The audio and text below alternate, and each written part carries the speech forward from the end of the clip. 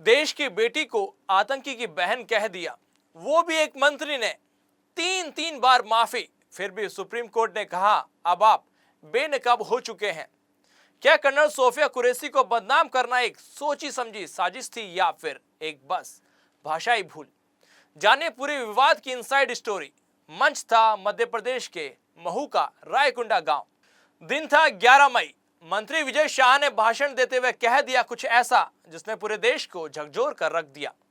उन्होंने कहा मोदी जी ने उनकी बहन को पाकिस्तान भेजा कि जो तुमने हमारी बहनों को विधवा किया तो तुम्हारी बहन तुम्हें नंगा करके छोड़ेगी।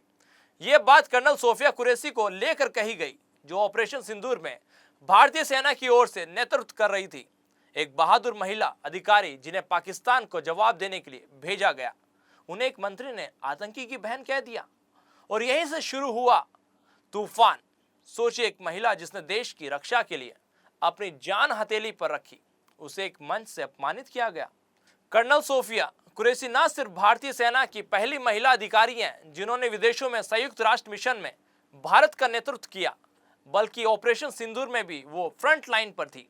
उनके खिलाफ ऐसी टिप्पणी करना सिर्फ एक अफसर नहीं, पूरे देश की बेटियों का अपमान है।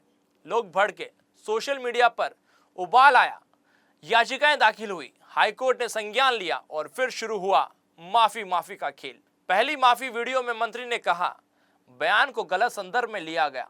दूसरी माफी में उन्होंने कहा मेरा परिवार भी फौज से जुड़ा हुआ रहा है हमेशा।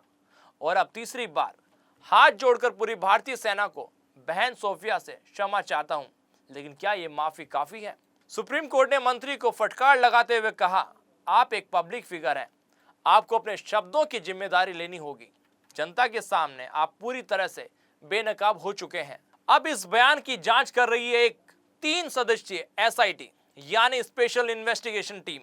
अब सवाल उठते हैं, क्या सिर्फ माफी से ऐसे बयान माफ हो सकते हैं?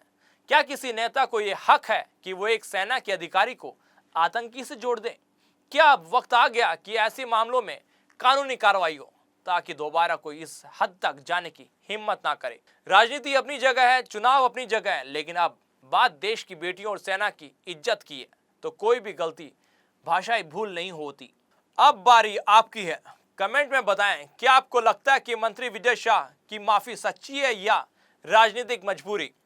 क्योंकि सवाल सिर्फ एक महिला अफसर का नहीं, पूरे भारत की अस्मिता का है। बने रहे जनता दरबार न्यूज के साथ। मुझे दीजिए इजाजत।